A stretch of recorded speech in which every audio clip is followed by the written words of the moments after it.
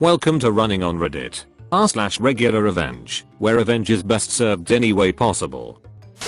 The events in this story happened in 2006 at a youth shelter I lived at. The one I got evicted from because I was uncontrollable. Utter hooey by the way. Anyways, here's the story. Nick, moron of the day. Corey, cool guy who disliked Nick. Daryl, other cool guy who really disliked Nick. Kylie, the staff member on shift. Me, myself and Irene. I used to have issues with some guy, who I'm going to call Nick. Nick was an utter moron who would do whatever he could to get a negative response out of me, no matter what it was. On one particular occasion the idiot threw some stink bombs in my bedroom and they went off. The stink bombs didn't bother me in the slightest as I have no sense of smell. I was more curious about the packaging, if anything else, before I threw them away, like it was regular trash. I decided to pull a prank to get him back, but knew it required assistance and perfect timing for it to be pulled off. The perfect storm. I woke up early one Saturday morning because I could hear the rain hammering down on the roof and on my windows. I really like storms because of the heavy rainfall, the crash of the thunder and the lightning zipping across the sky. I had noticed Kylie, Corey and Daryl talking to each other in the living room as they were watching the news. I asked Kylie if Nick was up yet and she said I'm going to wake him up after I finished with my coffee. I asked Corey, Daryl and Kylie if they'd be willing to assist me in pulling a prank on Nick and they all said yeah sure. What do you need us to do? I was ecstatic that this was my chance to get payback. The prankening begins. Me, guys, I want to pull a prank on Nick and I need all of you guys to play along with the prank in order for it to work. Corey, what do you need us to do? Me, I want you guys to dress in your school uniforms. I will dress in mine. This is the only way for this to work. Trust me. Daryl, what do you think us wearing our school uniforms achieve if there's nothing else to the prank? Me, chuckles. I already got it planned out. Okay, as soon as we are in our uniforms we get Kylie to wake up Nick and I will tell him a story that will convince him to go to school. I will need you to back me up by saying yeah. I remember seeing that on the TV last night. We got no choice but to obey the government. Kylie, I doubt this will work. Me, this is what I will say to him. Nick, we saw a news broadcast last night after you went to bed. It was the Minister of the Department of Education. The minister said as of tomorrow students will be expected to go to school 6 days a week to ensure our children get as good an education as possible and prepare them for the future. Me, do you think that would be enough to fool Nick into going to school? Corey, wry smile. I think that will suffice. Daryl, I like it. Me, Kylie, are you in? Kylie, sure.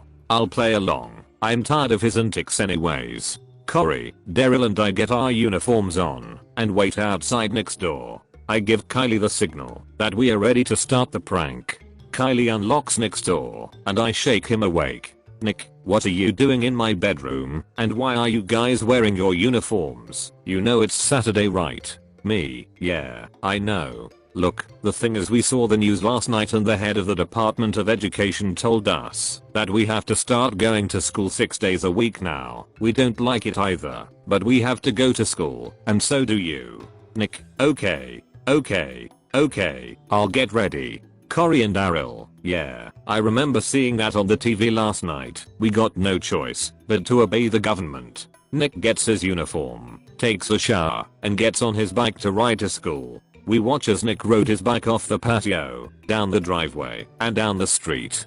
Kylie, Corey, Daryl and I run back inside the house and we start pissing ourselves laughing. Several minutes later we get a phone call from Nick. He said I looked in the car parks and there were no cars. I looked through the office windows and nobody was there. I even knocked on several classroom doors and nobody answered them. Can you please come and pick me up, Kylie? Kylie smiles. It seems Nick is at school and realized he was the only one there. I got to pick him up. I can't believe he fell for that. Several minutes later Nick stumbles and utterly drenched by the rain and I say to him that's payback for the stink bombs you bloody moron. After that Nick never tried to prank me again but sadly his stupid behavior continued. Idiots never learn. I did not expect that prank to work. Maybe because it was a group effort and so many people were involved. Now, this is gonna be real quick. I really hope this belongs here. If not, tell me. In this story, my pizza guy ain't the hero, but I thought I'd share it anyway. Once upon a time of desperation, I ordered a pizza with pineapples and a nice garlic edge to top it off. I sat down, watching the seconds tick down, until my pizza would arrive. Until finally I heard the blessed ring of my doorbell. As I stood up, I could feel the spit dripping out of my mouth. I gave him €50 awaiting change, but no. He just said, "Thanks for the top." I was dumbstruck by this. And when I said that I don't think a 400% tip was appropriate, he just smiled and said he had no change with him, and that I should have said that I wanted to pay with cash when I had ordered.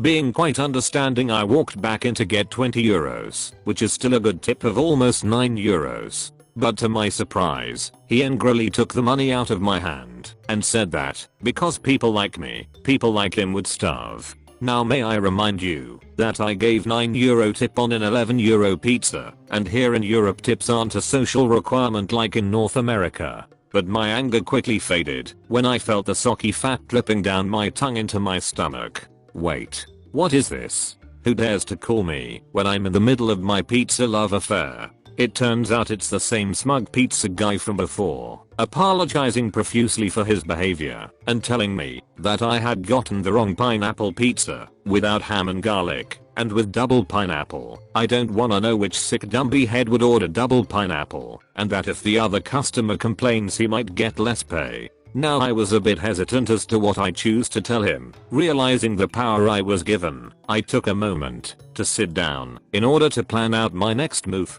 After a short silence, I said, "I'm very sorry, sir, but I unfortunately have already eaten 4 pieces, and it would not meet your standard to deliver half-eaten pizzas, would it now?" I have never heard a more hateful sigh. I feel that OP may be my spirit animal. I love pizza. Let me know in the comments below if you love pizza. I was in the 11th grade, and I was an average student, C's and B's mostly with the occasional A and the occasional D here and there. But one class I was always good at was English. At least so I thought. From day one, this teacher, who we'll refer to as Ms. Brown, seemed to take an immediate dislike towards me, as I was the type of student that barely paid attention. I didn't do most of the homework, yet somehow managed to ace all of my tests, quizzes, and such. She was also the one who handed out our report cards and progress reports, and I wasn't doing too good in some of my classes at the time save for hers, which I had a solid B in, and while she is handing them out, she goes to hand me mine, stops, walks into the center of the room in front of everyone, and holds up my report card and points to the few classes I'm failing, and proceeds to share it with my entire class as an example of what a bad student looks like. I was mortified, but I didn't tell my parents or principal as I figured it wouldn't do me any good. One day, however, I get a call while in her class to come to the vice principal's office. I was a good kid, I never got in trouble or anything, so I was scared as to what this could be about. Even more so when I walked in and saw both of my parents sitting there, looking furious. The vice principal immediately tells me I'm not in trouble and to have a seat. Evidently earlier in the day Ms. Brown had called my parents up and told them, "Jay is not going to pass my class." My parents were confused as I'd been doing so well so far in it, so they asked her what she meant, and how could I fix this. She then says, No, you misunderstand me. I'm going to make sure she fails my class." Then hangs up on my parents. That's when I tell them about her holding up my report card for the rest of the class to see. Ms. Brown spent the rest of the year with me with her head down, as she'd apparently nearly lost her job and got in some serious trouble as my parents were threatening to sue the school and her for her gross misconduct. In the end, I passed with a well-earned A because I did great on the final exams, and Ms. Brown never said a word to me again after that. Ms. Brown had such determination. Wonder where it all went. Like and subscribe right now, or you'll be running on fumes.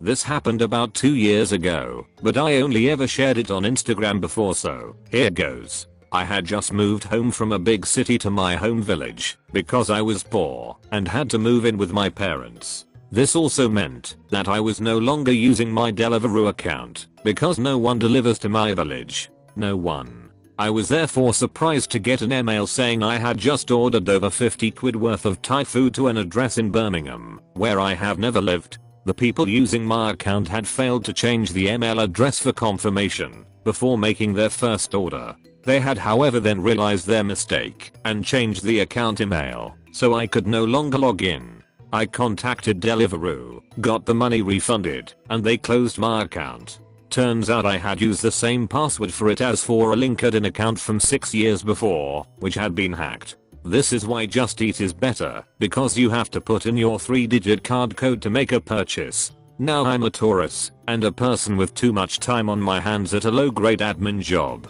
So obviously I'm not letting this go. First things first, that address gets reported to their local police for card fraud. Police basically say they can do nothing. Fantastic. I also report them to the local council on the off chance that they are council renters. No shade, I'm too, because reports of criminal activity can pile up and make you lose your council spot. I also report them to the restaurant so that they know this address is linked to fraudulent purchases. No idea if any of that did anything, but it made me feel a bit better. Still doesn't feel like enough though, so I find a website where you can sign someone up to receive bunches of junk mail and input their address. I also find a website where you can order any university prospectus you want to be delivered to you. You know, those massive brochures that will fill up your recycling and just generally be annoying to hear thumping through your letterbox. I order all the ones I can. I use fake names like Anthony Thief and Arnold Fraudster on some of them, for lols.